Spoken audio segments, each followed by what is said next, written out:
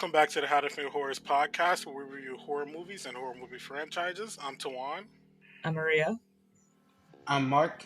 and today we are reviewing The Night House, released in 2020, written by Ben Collins and Luke Piotrowski, and directed by David Bruckner. Mark, would you mind giving us the plot summary today? Reeling from the unexpected death of her husband, Beth is left alone in the lakeside home that he built for her. She tries her best to keep it together, but then dreams come to disturbing visions, beckoning with a ghosting allure.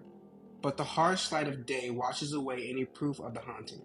Against the advice of her friend, she begins digging into his belongings, yearning for answers. So, with The Night House, this starts our little subsection of us each giving a movie, and we are, reviewing that. I decided to pick this movie as I had recently rewatched it because I do remember seeing this in theaters when it came out, and I remember it being a very good movie and didn't see much content on it. But also, I don't know a lot of people who actually seen this movie, so I decided to, bring it up for this type of episode. So, Mark, would you mind giving your overall thoughts on the movie, what you thought about it? Um, I was kind of confused. Like, I kind of got like I feel like I was being gaslit by this movie because I didn't know what the fuck was going on. I feel like I was being told one thing, and then other things were happening. And then once they start showing the figures, I'm like, am I like? Did I start to feel like I was hurt? Like, am I seeing it? Like, do I want to see these figures, or is the shit actually there? Like, I started to feel like I was in the same boat as this bitch, and I was like, I don't know what's going on anymore. I was so confused. And I hate an ending that makes you still feel like, damn, like, is that all in her head? Or, like, is this grief and she's crazy? Or is this actually the angel of death coming to get her? And I hate a movie when it's left on, like, an ominous cliffhanger. That's fair. Maria, what were your thoughts when you saw this movie, good or bad? Um, I liked the movie.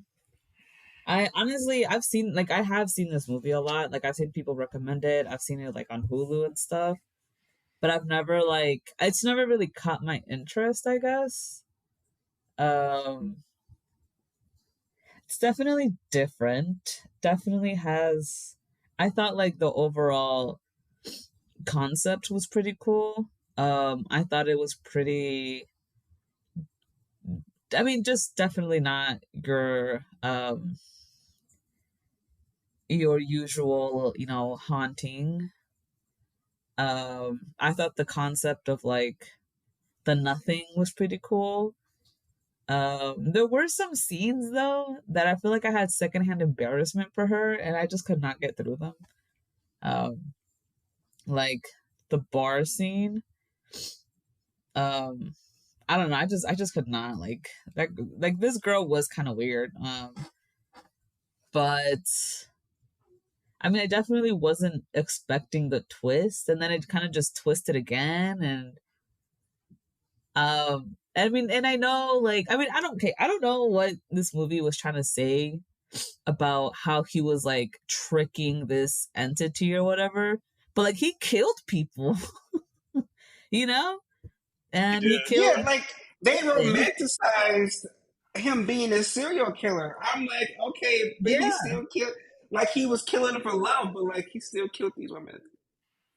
yeah, and like they like the way they made it seem was that he was killing for like a while, and then like okay, and I guess that one girl he didn't kill, and then and like it shows you scenes of him regretting it, but it's like okay, yeah, sure, he had urges or whatever to kill her. Yeah, I definitely agree, and I feel like that's one of the things they were like trying to market to gaslight us with. Like, are we supposed to believe that he was doing the killings in this like reverse reality so that he could trick this like demon or like entity or whatever into believing that he was giving his wife and not and not taking her. But on the other hand, you could also interpret it as he was actually just very crazy and was just a serial killer who was doing this, and the guilt and all that stuff after his death is what was leading Beth to what she was seeing. And it's definitely, though, it could honestly be either of the two, and we really don't know. I kind of feel a little bit more towards the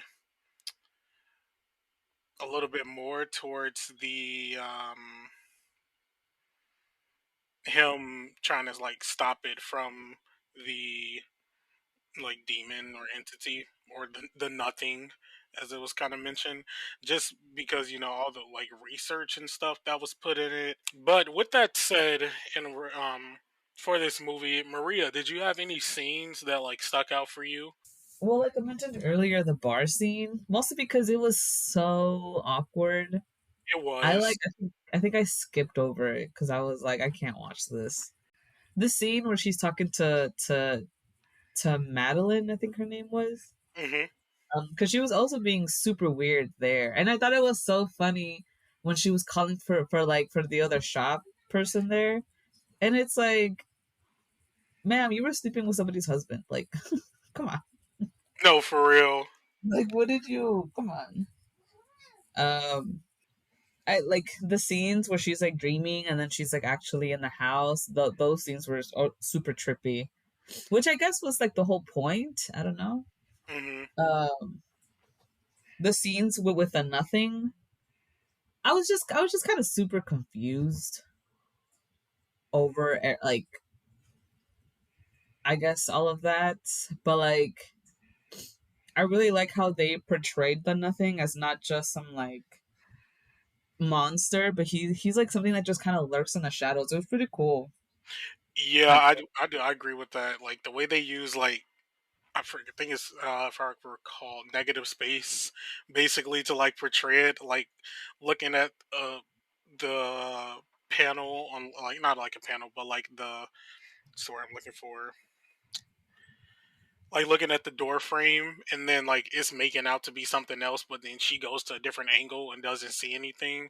Like, I thought that was pretty cool how they portrayed it. Like, it really was like nothing. Like, it was always there, but you couldn't technically make it out.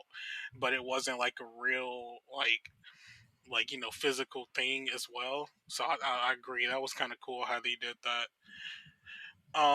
Anything else that you want to share as far as like scenes?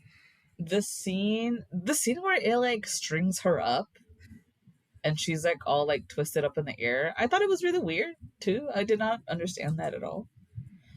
Um, I also like the scene where she's talking to him and they're like in the boat. I thought was like to me I've seemed like a really intense scene of whether or not she's gonna kill herself. I guess. Yeah, And I thought it was really, I guess, great that the fact that like like the nothing. It's like just like let go of this world. You don't have anything, but like so you hear her friend in the background yelling for her. yeah, I definitely agree with that. But I feel like with that one scene when she was like getting, well, like, which, I mean, you watched. I'm sure it was supposed to just represent that, like, not statue, but the, oh, I guess you could call it a statue, like the statue that he was using to like use for the sacrifices. I guess it was just supposed to symbolize that she was about to, finally have this happen to her. Which is then when we cut over to the scene with her in the boat. But as far as me though, scenes that I liked in this movie, I definitely like the scene when that lady came in about her son's grade, and she had how like just disrespectful she was being to like Beth at first, and then once like Beth told her why she wasn't there and what happened, like she switched up immediately. I just thought that was funny because like those like teachers really like teachers, but parents really do be like that with like some of their kids' teachers, and like I just thought it was like really funny the way that like went down. Um, besides that.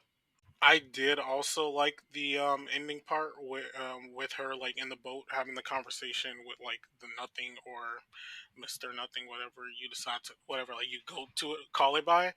I definitely like that scene a lot, and like just not it being like a generic type of beat where they have to like fight against the entity or whatever. It was really just like a conversation of her in like a pit of a battle of like will in herself, and then hearing like the people who like actually who like love her calling out, and her like breaking out of that so that she could save herself. I thought that was just really cool. And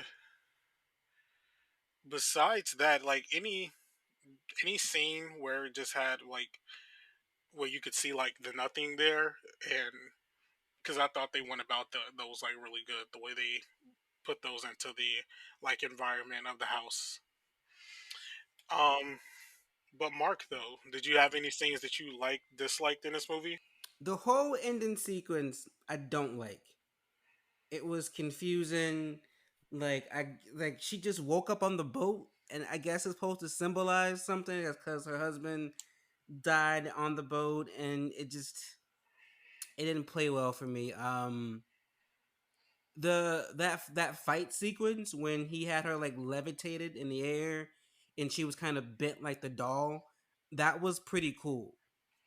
That was, and I like how they set that up with the doll. Um, all of the optical illusion stuff where like you were kind of seeing figures with, because like within the door frames, or she'd walk past something and she thought she'd see something because of the figures. That was pretty cool because like who doesn't have, don't we all have those moments when we like think we see like a ship of a body because two things are kind of close together and you're kind of just like, who the fuck is that? So that those kind of things are cool. That the director was kind of like smart and very inventive with like using stuff like that. But other than that, no. Like anything that she was, when she was like talking to people, like that bar scene, kind of just like, oop, I'm going to the bathroom. This is not. I don't want to watch this. So there was like a lot of stuff going on. There were some cool shots and some cool like threads, but overall, nothing really stood out too much. Mark, were there any scares, jump scares, anything like that that got you while watching this movie? The only time that jump scare kind of got me is when she found the bodies, because that the way that whole scene was telegraphed. Like I don't know what I was expecting, but finding the bodies like took me out. And then when he appeared in the mirror and like bashed her head, that got me too. But those were the only ones. Yes, I do agree with you as well with the scene in the mirror when she got like bashed into it. Like that was definitely one that got me, especially. I think, if I recall, she said in that scene like, "Is that you?" And the entity was like, "No." And then that's when it all started, and I was just like, "Oh, this is like a oh shit" type of moment. So I did think that was a really good one. Um, Besides that, there wasn't like much that like scared me in this one. Like I will say, like like kind of was side eyeing like when I saw like things that she thought she saw as well. But it wasn't like scary. It was just one of those like, oh shit, like what is that? Um, but moving on from like scares, we're going to talk about some of the characters we had in here. So first that we have to talk about is Madeline, who was the mistress of who Beth actually ended up finding. Mark, did you have any opinions on Madeline and her character? He was one of the. She was the one who he didn't kill, right? Correct. The one who worked at the bookstore. I didn't think there was a purpose for her. Like, yeah, she gave more information, but when she first showed up, I was like, oh, so she's gonna turn out to be crazy and she's gonna flip the script and she's gonna be some crazy murderous like mistress chick and she's probably working with the entity. But that didn't pan out. Like she was just there for like an exposition dump, and then that was it. And I was like, I need more. It was just lacking for me. There's there was so much potential with that character, and they just didn't go there. I get it. Would you say like you feel kind of the same with that, Maria, or you were kind of different on Madeline's character? I feel the same. I feel like, yeah, I definitely feel that she kind of just came out of nowhere. And not to mention, their first interaction was so weird. And then she comes to the house, and because it's like, this man tried to choke you. And and then he like sobbed afterwards, and she was still trying to make like excuses for him. But it's like, that's super weird.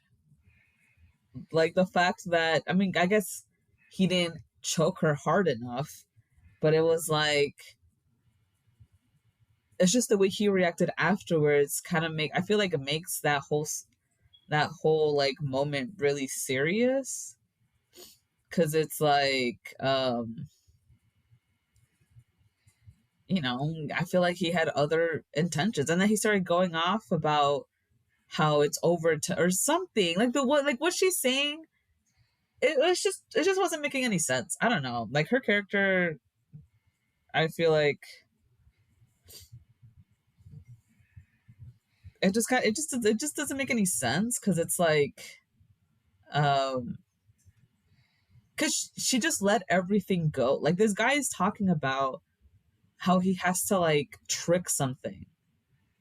And but she was still like, but he's so sweet and he was so nice, and maybe he just had a bad night. Like, come on. Like he was weird. He was super weird. He sounds super weird. I don't know. I didn't like her. And she's No, making more that's true. excuses. She's making more excuses for him than his wife was. Yeah. I don't know. I think she just genuinely really liked him, I guess. But it was, I don't know. I thought it was weird because I was like, man, because she's over here like, oh, well, we just knew each other from the bookstore, and we flirted, and we had maybe like drinks a couple of times. And it's like, okay, like I feel like that's not enough for you to sit there and make excuses after he tried to choke you. I don't Yeah, know. she's dick whipped, and she didn't even get the dick. Like, lady, get some perspective. He tried to kill you. No, that's actually really true, and I kind of think that as well about like her character, especially once she was like telling Beth everything that he told her. I'm like, you're not creeped out by this, like, like this man's talking about like sacrifices and hiding from entities and stuff. Like this isn't. This should be triggering like every like red flag right now, and he not to mention he like choked you up as well. Like I like he wasn't all that to do that for, and Maria mentioned, like even Beth wasn't like all, like that smitten where she was like he did what, like she cared more about what he did than like she kind of did, but like I guess she just liked him that much to kind of go for that. But moving on, we have our next character, which was Mel, who was one of their neighbors across the lake. Um, I'll give it to Maria first. What were your thoughts on males? Oh wait, you said skip you. My bad. I'm gonna start over. So I'll move it on to Mark. What was your thoughts on Mel? He was a token black and was not needed. That's all I gotta say. He wasn't that bad, damn. Oh shit. I'm I not. th- I'm not saying he was bad, but it's like you can tell that that character had a purpose, and that's all that character was written for. And then they didn't really develop him anymore. And then it felt like, oh, we need a gotta meet our diversity quota, so let's make him black. It's kind of what it felt like. I thought it well. I thought he was decent for what he did for his purpose wise. Um, but besides, like a little exposition here or there for like him specifically. He didn't, do much within like the story itself besides like being there at the end, telling Beth that he basically knew that there were like other women in the picture that were mentioned like here or there, or that he saw. You know, not to cut you off, but that's my issue with this film.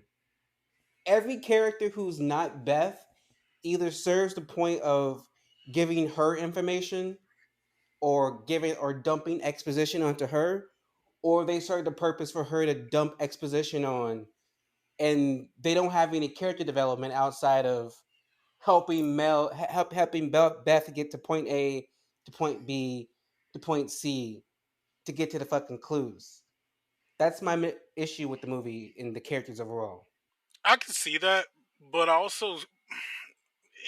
feel like it's more her thing because of what all is happening, and I guess that's why I didn't like mind it as much, because yes, while they were there to like support, basically get either receiving or giving information, she was the only one who was in motion trying to like do something about it. And I can see how that like would be an annoyance, especially waiting something to happen or a thing like that. But I just feel because of it's not like it's kind of more of a personal thing between like her and what her husband was doing. I feel like that's why it's kind of like that. But as far as our characters, we're gonna move on to Claire, who was like Beth's like bestie, work bestie, all that type of stuff. And I liked her character. Like, I'm not gonna lie, when I first saw this movie, I don't know. When we found out that Owen was doing stuff with other women and stuff before we found out that it was um to aid him and getting rid of the nothing stuff like that, or the figure, by tricking him. I thought they were gonna try to pull a the best friend was doing something with the husband type of trope thing, and I'm kind of glad it wasn't like that, and she was just there to support her as needed. She did all she could, stayed over, tried to you know enter it and push her in the direction as best as she thought she could with the grief that she was going through, because she couldn't relate, but she tried to do what she could to aid by her friend.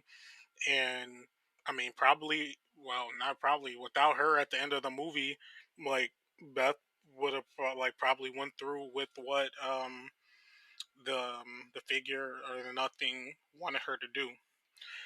But moving on from me, Maria, what were your thoughts on Claire, Beth's like best friend? I thought she was super nice. I really liked that she was trying very hard to be there for I don't remember her name. For Beth, huh? for Beth. For Beth, yeah. I was gonna call her Bella. Like, I thought it was very nice of her to be there for Beth. Like, like she really tried, for her friend, and it shows. Like, I thought it was nice. I liked Claire. I liked how she, was trying to support Beth, and she was trying to just, supporting her friend through a hard time, even though she herself had a family. Um, she was very understanding of Beth. She was very like, um, she was just nice, I guess. She was just trying to help Beth, get back on her feet. And she was trying to be like a voice of reason for Beth. And I liked how, like, no matter what Beth said, Claire tried her best to understand. And I thought that was really nice. Yeah, I definitely agree with that. I thought she was pretty much out of everybody in here besides Beth, she was the only one who was there for reasons besides like exposition all the time, or dumping info on. But I did like her character, and like how she was portrayed, and just being like just there for the person. um Moving on from Claire, though, we have our leading girl and leading lady in the movie, Beth. Um, I do like the actress that portrays her, Rebecca Hall. Like, I think she's like very good actress, and I felt she played the character to what I assumed they wanted her to, like very good, like super awkward, like you know, very grief ridden as well because of the loss that her character had. Um, that awkwardness, as I grew both of you guys, was definitely hard to watch at points, and it was very cringe, which I feel just adds to it because she, just wasn't sure of what to do for herself in this like predicament that she was in, but also dealing with the people around her as well. Like that interaction she had with the mom at the school, and also like the bar scene that you both mentioned. Like it was very awkward to watch, and just how like she was like handling it, which people handle grief in like any way they want to. So like don't really judge people in those type of moments, but seeing it from like like a third person type of view where we aren't involved, but just watching, it was definitely very like awkward to like see like the handlings of it all. Besides that, though, she was definitely good at trying to like piece together the information that she could find on the whole situation, and not um not kind of like stonewalling herself to like just stop. Like she wanted the answers, and she kept looking till she could do so. So I thought that was pretty good, and like her character for the most part. Besides that, though, I really would like to wonder like what her character thought was the real thing. Like, was she like? I wonder. I really would like if it whatever got explained, which it won't. But if she was going through those stages of grief so hard that she kind of thought of this like exterior situation to have herself in, so that she could pass on that this stage a little bit further. Or if Owen was just a serial killer and she didn't know, and now she found out, and then that made her like spiral even more. So we really won't know because of the way that the ending was. But um I like the actress and the way she portrayed the character, but Beth herself and like the character was definitely a bit weird. And like we saw like the videos and stuff she had with like Owen, and she sounded pretty normal. But I would have liked to have seen their relationship together because I feel like they both were probably just awkward for each other. But besides me, Mark, what were your thoughts on Beth's character? I feel like if they wanted us to have empathy for Beth with the death of her husband, and then find out that he's a serial killer, but oh, he's a serial killer because he was protecting you from an entity that's now trying to kill you, they should have made the character more likable. And I feel like they didn't do that. Like, she was not a character I wanted to have sympathy for. She's not a character I wanted to root for. She was a completely unlikable character, and I feel like it does like a huge disservice. And Maria, your thoughts on Beth's character? I mean, I agree with what you said. I think Beth was definitely like I would have liked to see what she was like with her husband before he killed himself, because she was the actress. Yeah, and I agree with what you said about the actress. She plays this very well because she was very intense. Like there was some scenes where I just could not watch it because it was such an intense scene, and you're just like, oh my god, cannot believe this is happening. Um, and I think that it was very not interesting, but it was very um I guess I liked how this movie, I guess in the beginning, before the whole like murders and stuff, you kind of see her mentally decline, really. Mhm. And I liked how it started off like that. And then you kind of see her after finding out that everything about her husband. Um, you kind of see that she um, you could kind of see that she had more clarity after that, and that I think that's when she kind of like got her bearings together, and she was like, okay, like you know, like I'm not crazy, which I mean, good for her. Um, and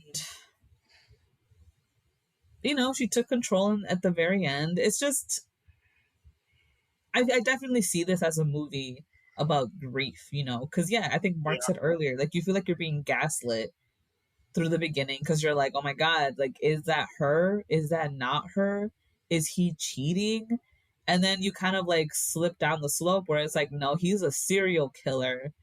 And then you continue swooping down that slope where you're like, actually, there's like a dark entity, which I feel like we didn't really get, which makes sense. But I feel like, if this dark entity was with her since, she almost died, I just feel like I would have liked to have seen that like manifestation before her husband.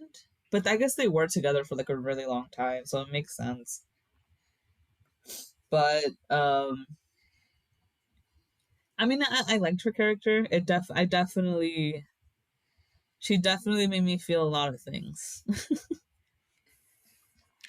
That I definitely agree with. But that has come to the close of our characters. And to move it on, we are going to go into some behind the scenes stuff here. So, the Night House brought in a box office of 15.5 million.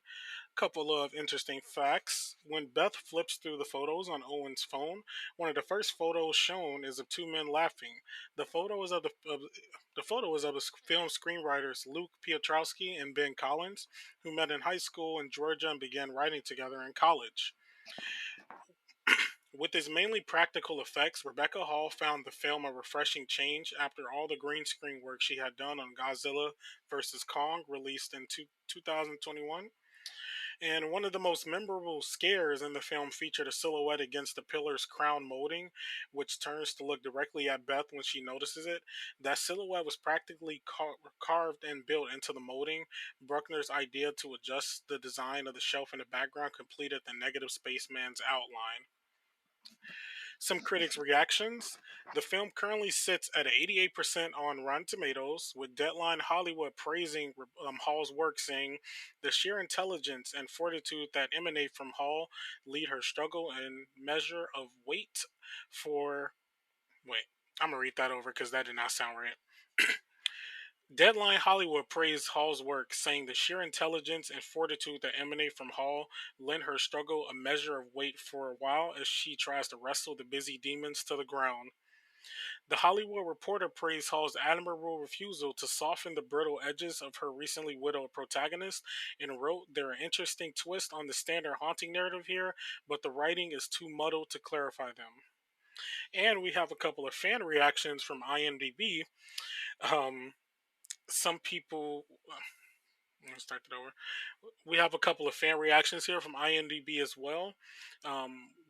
One member says that the film is well made psychological horror flick with a great performance by Rebecca Hall. It can be considered a slow burn, but I was fully invested and never bored. Very atmospheric, lots of beautiful shots, some effective scares. Great movie overall, and I would definitely watch again. Scream 5 would probably call this one elevated horror. Another user says, first there is Hall, who until now has been punching below her weight class and finally gets to show she can carry a film. A tight script, nicely directed, and some genuinely scary scenes. But besides those people, what do we think? Mark, will I have you give your cash or pass take on this film and your final thoughts? For me, it's a pass. The idea, the concept, It's good, but the execution was a bit.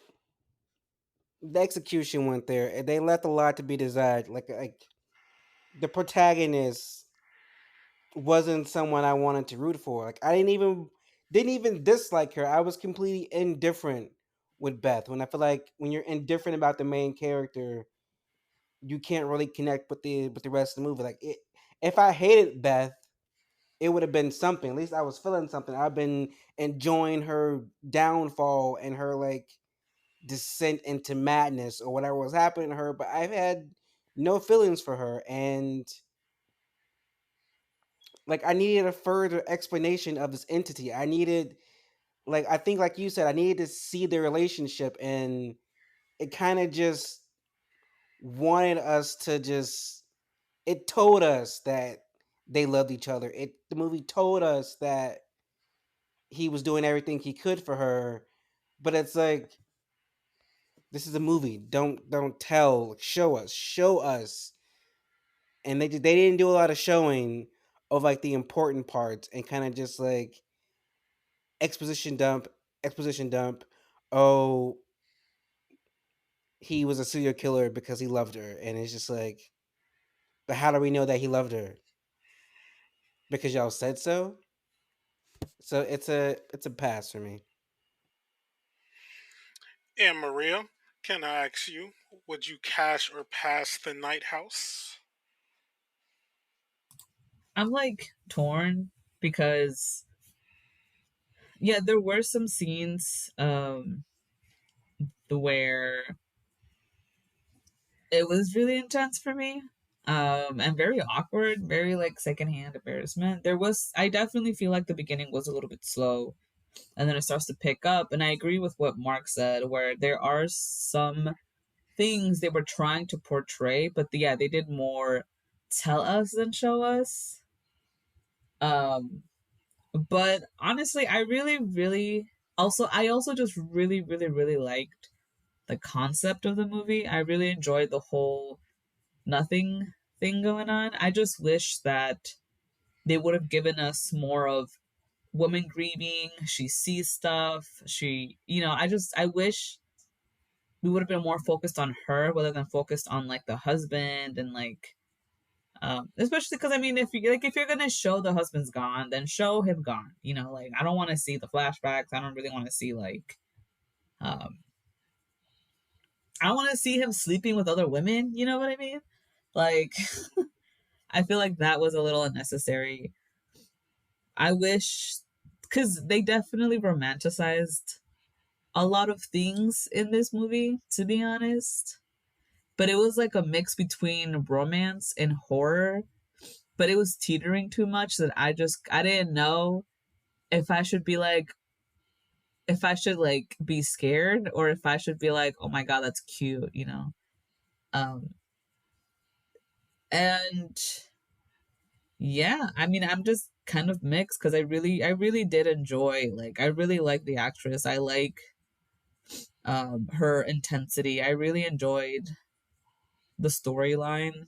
Um there was, I think, maybe just like some direction that I wish was a little different. Um so I'm gonna cash, but like this would still just not be my like my top favorite movies. I got you, and I can understand that. I also will cash this one. I do get it's not, for everyone and like the type of movie that it is, because just like that fan review or reaction mentioned, it is like definitely one of those slow burn type of movies, and I know like those aren't for everyone. I kind of like those type of movies within reason, and like it actually, kind of getting somewhere, and unraveling like whatever is going on. So I don't mind those type of movies, and I do like the direction in this one, and mainly just the performance the most out of it with Rebecca Hall as Beth. Like I've seen her in some other things, and she's always been a pretty good actress, and also does like directing work too, which is pretty good. And I definitely get like where Mark is coming from with his like pass on it, but I definitely think I would cash this one and check it out again. Now, Mark, do you want to close us out? I feel Well, you do a really good closeout. well, like Tawan said, this is the start of our mini little thing of us picking our favorite horror movies, and this is gonna tide us over until we kickstart our next franchise. And up next is Maria. So, Maria, do you want to tell us what movie we're gonna be reviewing for next week? Next week, we're going to review Incantation. It's on Netflix. It's a foreign movie. I think it's, yeah, I just feel like Incantation would give us more to talk about. Well, like Maria said, next week is Incantation, a Taiwanese horror movie. Should be fun, should be scary. Good night.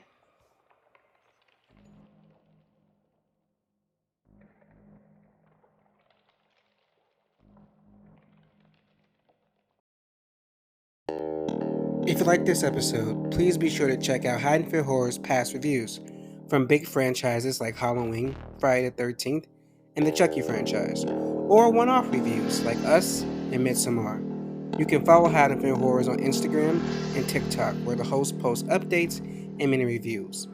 Full episodes are available on several podcasting platforms. If you're listening to us on YouTube, don't forget to please like and subscribe. Hatton for Horror is produced by Mark Smart, Maria Perez, and Tawan Griffin. Edited by Mark Smart. Theme by Lethal Injections. The Haddonfield Horrors podcast is a Letters to Media production. Should we do an intro?